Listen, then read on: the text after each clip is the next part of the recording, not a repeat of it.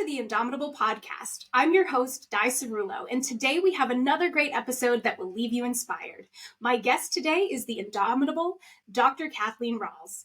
Dr. Kathleen Rawls is an award-winning educator, best-selling author, Fulbright scholar, and sports coach.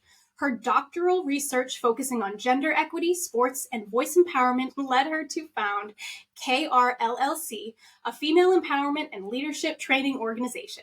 Hello, Dr. Kathleen. I am so grateful to have you here. Di, thank you for having me. I am so fired up to talk with you today. Awesome. So, before we leave everybody behind, let me know whatever I left out. Tell me a little bit about yourself. Yeah, so I think you've hit all the big points.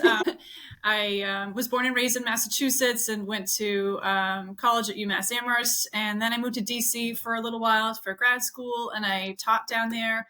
Originally, I was a sports writer. I wrote for my college daily newspaper, and then I wrote for the Lowell Sun for a little while. I was one of 20, it was one woman and 20 guys in college. It was me and 8 middle-aged men at the Lowell Sun. And I was coaching field hockey at a local high school, and I decided I really wanted to switch and become a teacher. My mom's a retired teacher, and I had kind of avoided it for a long time because I didn't want to be you're just like your mom, but I might be. I know, right? Yes.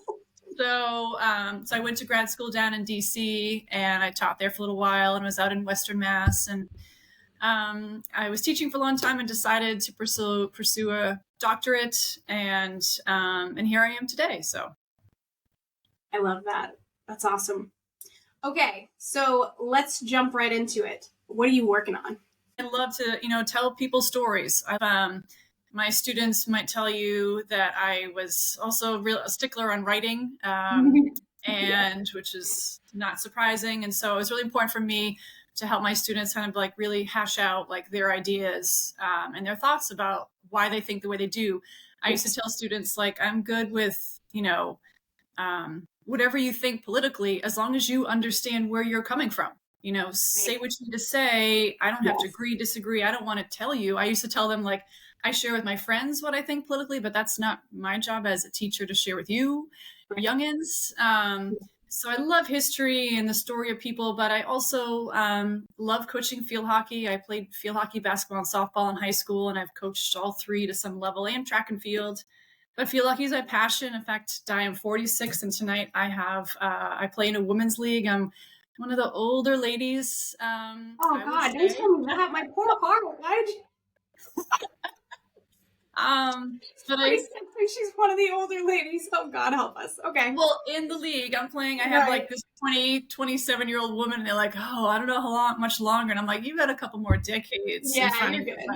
You're good. I have a real passion for field hockey, for competition, for what it brings to be part of a team. And I love that I can come back to my high school team that I coach and just be like, hey, I'm still playing too. Like, this is a sport that you can continue on for a very long time. Yeah. I love that. I love coming back to your community to continue to pour energy into raising the next generation after yourself. So now you're back where you were. You are growing that next generation. You are growing those seeds. What's that feel like? Do you ever have like flashbacks where you're just like, oh God, it's me now? Yes, I do.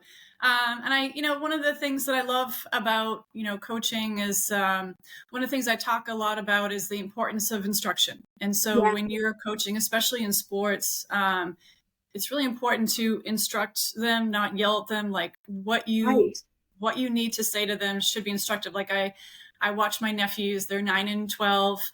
They play a ton of sports year round, and I go and support them. And, sometimes I watch some coaches and they're just yelling at them, just yelling. And I'm like, if they're not doing what you want them to do, it's because either they can't because they haven't learned it yet, or they just don't know, they don't understand what they should be doing, but maybe they could if you told them. So sometimes just instruct, just share with them. So I try and model that with my athletes, which is exciting.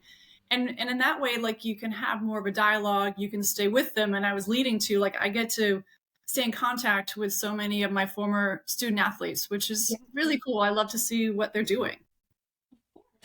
You've kind of, I I volunteer at my children's elementary school all the time, and they call me Mrs. Books because I'm over there doing all the library stuff. Which, if you ask me as a child, like, what do you want your future to be? It would be like little kindergartners calling me Mrs. Books, obviously, right? Like, of course I want that. Just like looking into their little faces and thinking about what I'm saying, I'm always imagining, how will this child remember this interaction? How will they remember it when they're an adult? How will they remember, whether or not I truly listened or truly cared to the things that they were concerned about? And it always matters to me so much, because I want them to grow up at least knowing that they were seen by their librarian effectively, right? How are you feeling about just the way that we are watching maybe not the best coaches out there? My history playing sports, like, I had coaches yelling at me all the time. I'm ADHD, like, I'm out in the outfield, maybe not paying 100% attention. And I'm, you know what I mean? I have a lot of coaches say to me, well, you gotta toughen them up. You gotta do this, you gotta do that. Do you feel that same way? Or do you feel like you can educate without maybe berating? I mean, I think you hit the nail on the head, Di. Like, I don't think we need to be screaming and yelling. I have a lot of conversations with other coaches, with parents, with other people in the field. In fact, I just gave a talk Friday, and I was sharing the story back in 2011. I was coaching field hockey at Northampton High School in Western Mass, and we were having a team meeting post game, and one of my athletes, Olivia Cotton, she said, "Coach, you called the timeout last night, and you just told us what we needed to fix. You didn't yell at us." And I felt so much better going back out in the field. Like, I knew what I needed to do. And I actually just connected with Olivia last week, again, because I was going to give this talk, and I was like, "Do you remember this conversation?" And she said,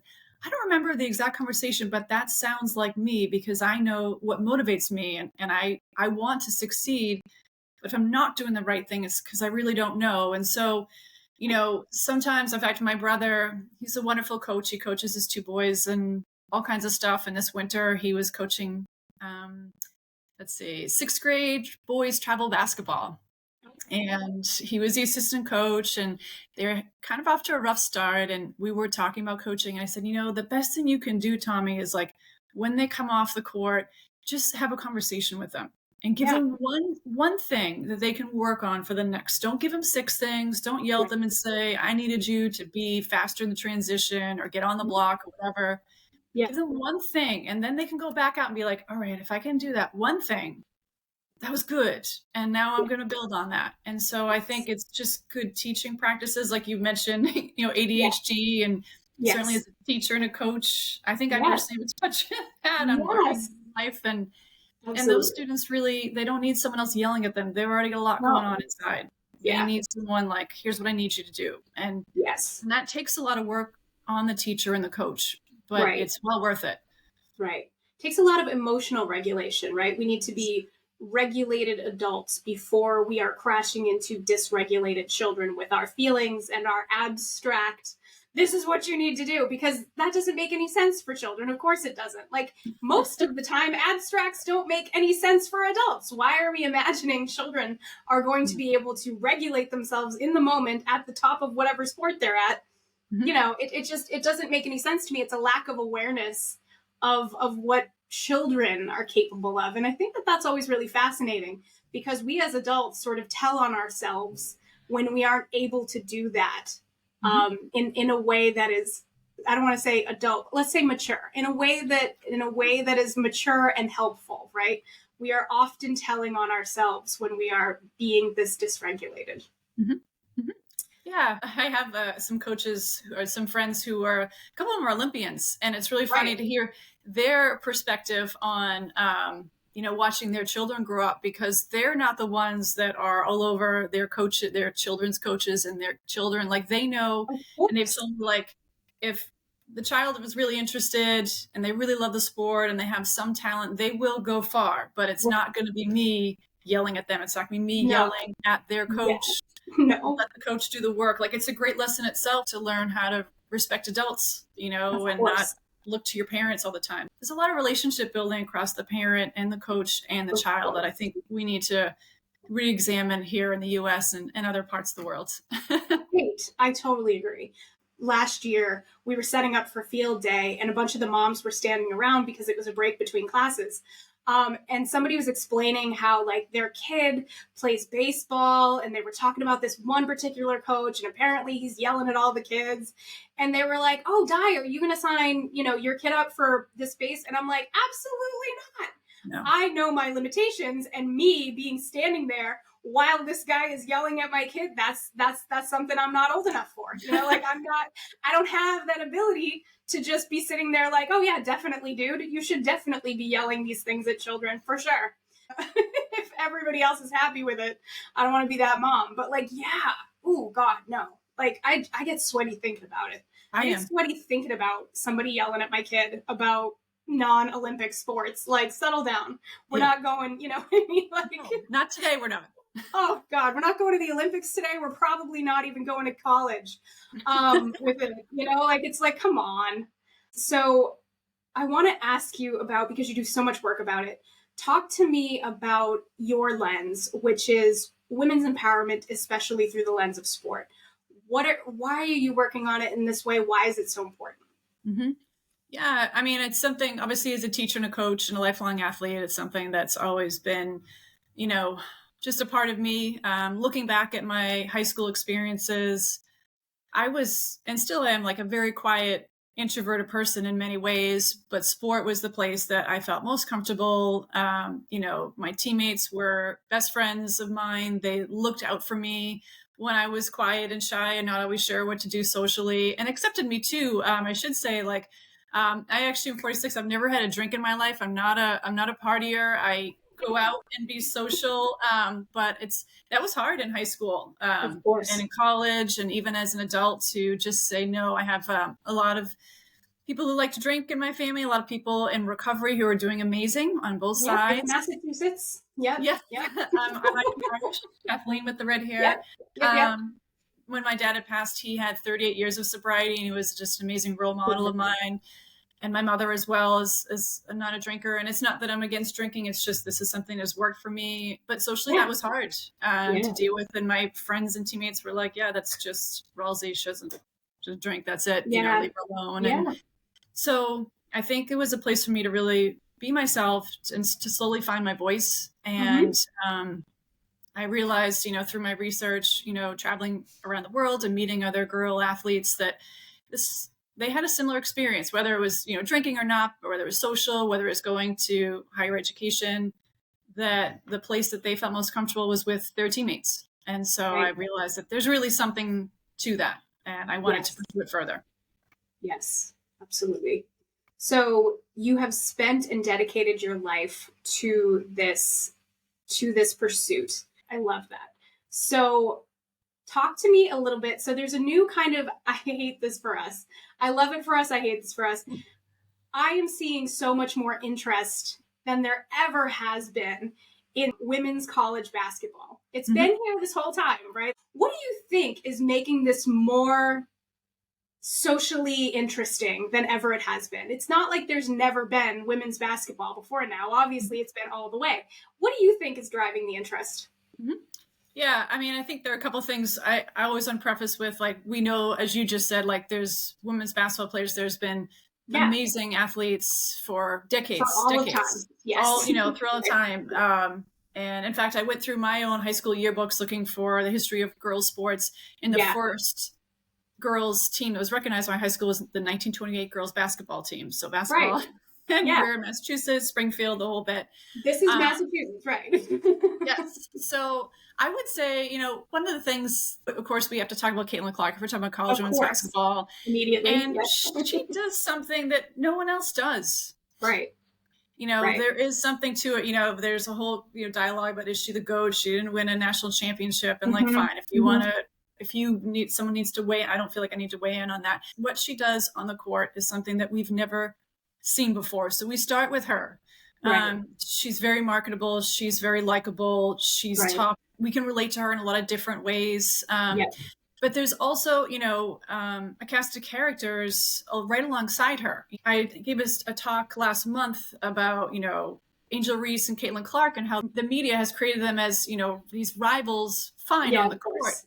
but rivals off the Right. court too. And I don't even really think that's the case. And they both said, like, we play together. Maybe someday we'll be Right. teammates, depending on trades, or they just had a WNBA draft last night. But, Right. Angel Reese appeals to a lot of different players. Like, I love watching her. Like, she's so tough. She says what she wants to say.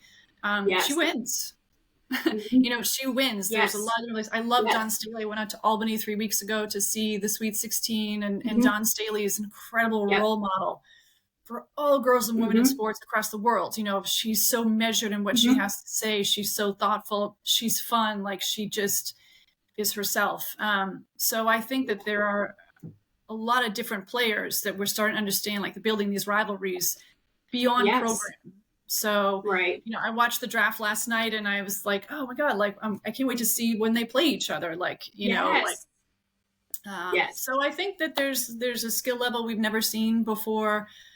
Certain skill sets that we haven't seen before. And I think that we are finally ready to market it. So yes. Yes. And I mean, I think that we're sort of seeing a lot of different things in women's sports, especially through basketball these days, that are being sort of exacerbated by the way society has always behaved, right? So we have, I mean, look at how they talk about Angel. It's not even just, oh, there's the rivalry, because there's always been sports rivalries, right? And they've sold the tickets and they've argued with each other. It's super great. But the way that we're sort of seeing these women athletes being spoken about out in the world is kind of a lot different, right? How many times have you heard the conversation, especially online, where a guy who has not gotten off his couch in 10 years thinks that he would dominate, like, do you know what I mean? Like, if they were men playing sports, you'd never hear it. Of course, they're more physical than you are. You haven't left the couch in 10 years or out of your mother's basement, right? And yet we have these people just with their whole chests like, oh yeah, I would absolutely dominate Caitlin. It's like, really? Like, I don't think he would dominate the supermarket. I think women's sports is a fantastic lens to talk about, like, the greater society. I'm fascinated that this is, like, your area of expertise.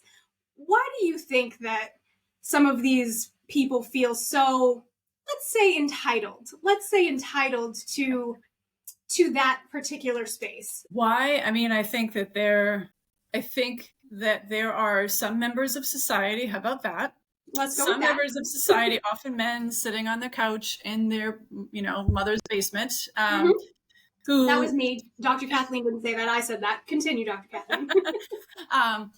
That I think that they feel that they need to protect something that is no longer in existence, that they need to defend the ways that, society has been for a long time, that there is a real resilience, there's a real offense taken, and looking at Angel Reese, Angel Reese as an example, let's target her. Let's go after her as the reason that I'm really not happy with my personal life, and that's none of Angel's business, and Angel shouldn't care.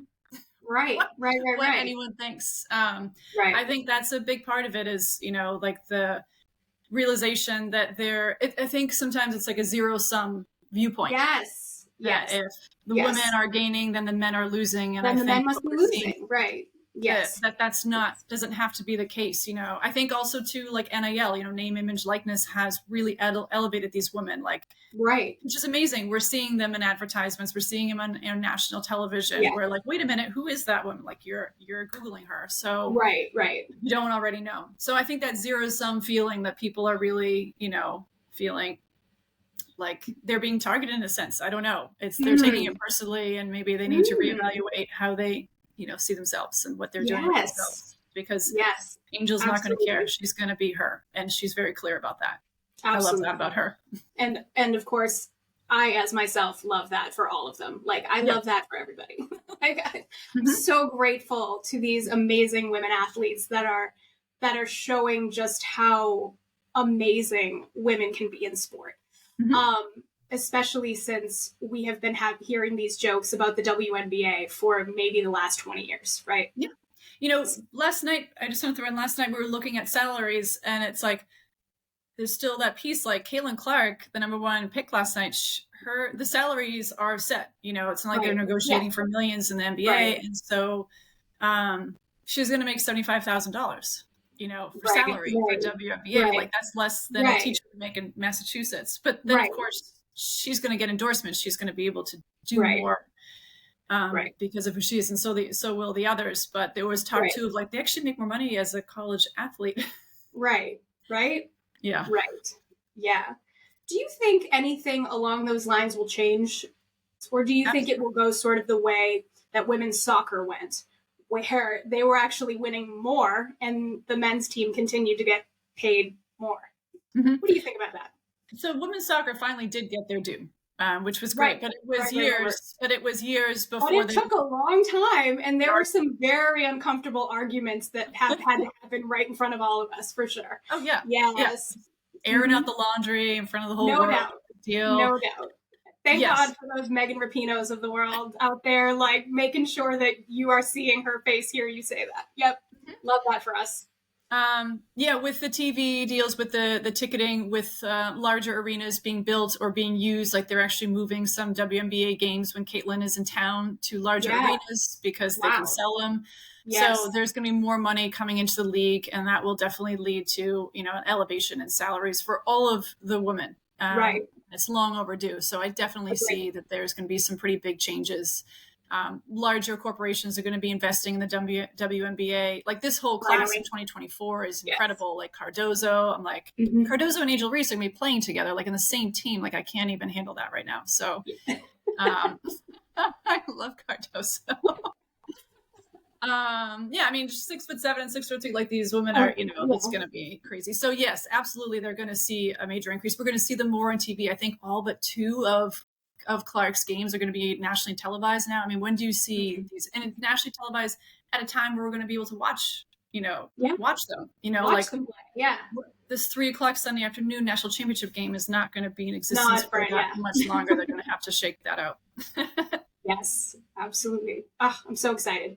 Okay, so I want to talk to you a little bit about, firstly, your first book, which was called, tell me.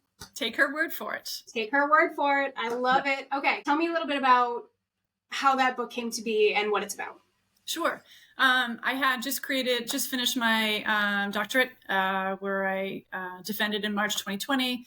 And it was the last in-person day, and I thought I was on my way to higher education. And I had 2 offers to be a professor in the Midwest for money that was like half of what I made as a teacher here in Massachusetts. And at this point in my career, it just wasn't going to work. So I really love to write, something that I think you can continue to get better at. And so I decided to write a book about what it's like to take lessons learned in sport by girls and women and how does it translate in the professional world. And that was kind of the premise of the book. So I interviewed 11 women. Some are pro athletes, some are lawyers, some are nurses, some teachers, public speakers, a wide variety. And we just talked about their experiences, what they learned in sport, whether it was in middle school, high school, college, as an adult, and how they apply them in the professional world. And so that was the premise of that first book, is kind of a guide too for young women who are athletes to say, well, how do I overcome some of the things that I experienced and tap into that, sports lens. Right. And sport can be so important in terms of just like finding your place in the world. So that's awesome. I love that. But as I was asking you, apparently you have just released a second book. So tell me about that. Yeah. So last week, I released a book called Voices of Title IX. Yep. So in 2020 as well, in that fall, I had actually started this book that just came out before Take Her Word for It, and then kind of things changed up. So Voices of Title IX is based on a survey that I sent out just through social media to 150 women who participate in sport in the past 50 years at Chelmsford High School. As you know, Title IX was enacted in 1972. And I talked about voice empowerment, being a quiet leader. And I wanted to see if other women from my hometown had a similar experience. And so these women wrote their hearts out, like just shared so much about what those experiences meant, the memories that they had. It wasn't about the wins and losses. It was about the teammates, the camaraderie, the lessons learned, the tears, the triumphs, all of it. And how they saw themselves as leaders in their professional lives, whether leaders of their families, leaders of their communities. Like just about all of them are over 90 something% of them are still active in sports in some way or another. I think like somewhere around like 85-90% have a college degree. Like it's incredibly high performing women. And I think they attributed at least part of their success towards sport. So this book is beautiful. I had a favorite gym teacher write the foreword for the book, Nancy Williams. She's retired. The cover was created by a teammate of mine, Melissa McDonald, just beautiful work. It's a picture of her daughter and teammates, all arms around each other, one of her girls' soccer teams. It's a real community approach. And last week we had an event, we sold 200 tickets, and we were able to create a scholarship for Nancy Williams. We surprised her. That's so cool. With a girl athlete scholarship. She had no idea. She thought she was just coming to talk about the forward and be with everyone and see all of her old students. But it was just really exciting to feel like we could give back as a group. And I know when we had first proposed this girl athlete scholarship, the Alumni Association said, well, you need to raise $5,000. That's hard to do. So if you don't, you can just put the money towards us and we'll put it in a general fund. And I was like, do you know who you're dealing with here? Like, with women athletes, like, we're going to get this thing done. And we did. Yeah. Oh my God. Of course we did. Shocking. It was like fire. I was like, all right. Yeah, sure. Okay. Oh yeah. We'll take care of this. I know it. I work at the school a lot, like I said, and many times it'll be like, oh no, we're moms. It's fine. Don't you worry about that. That's going to be just fine.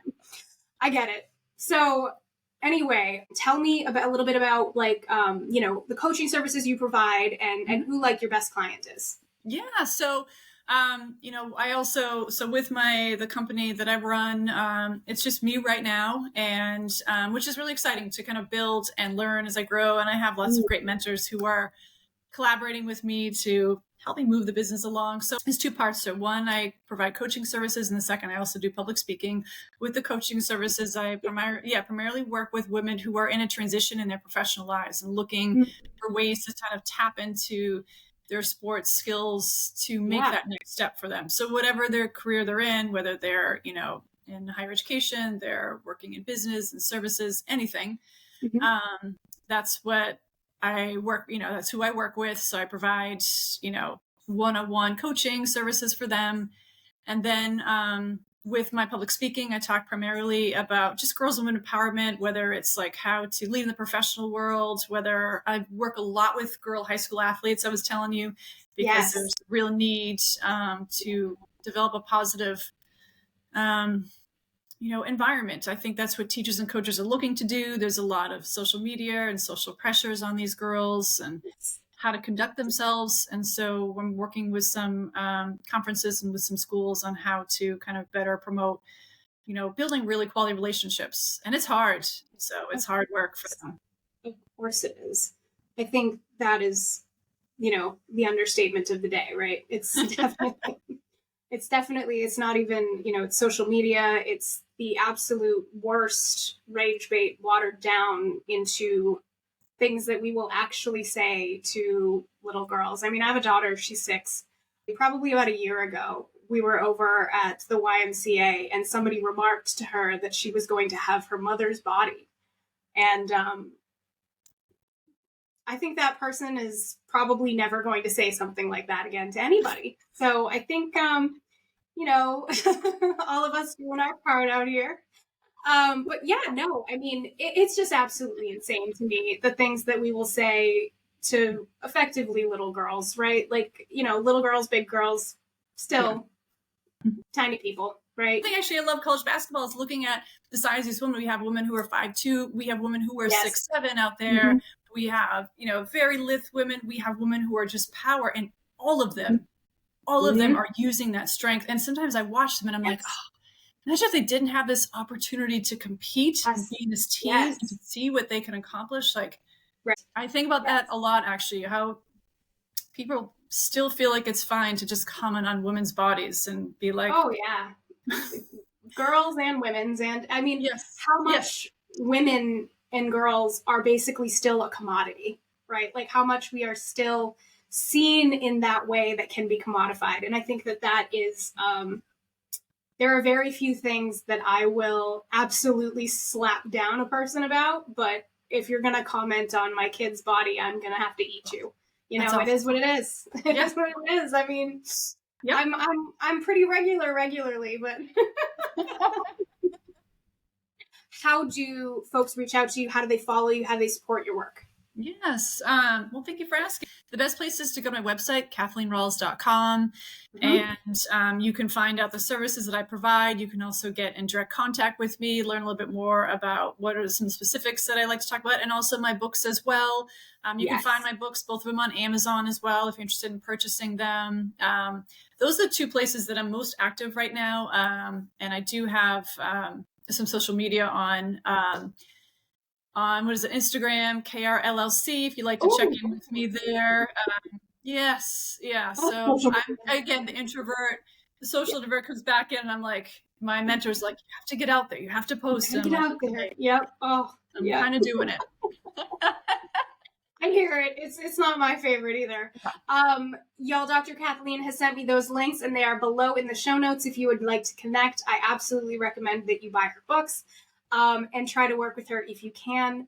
Y'all, thank you for tuning in today. If you enjoyed this episode, please share it with your friends, and don't forget to subscribe to the Indomitable Podcast for more incredible stories of humaning. Remember, my new book, Indomitable, A Foster Care Story, is available wherever you get your books. If you have upcoming events you'd like me to bring the Indomitable experience to, please submit a request via my website at dicerulo.com. And finally, as ever, I am so happy to have you here in community with me. And remember, together we are truly indomitable. Have a great week, everyone, and take care.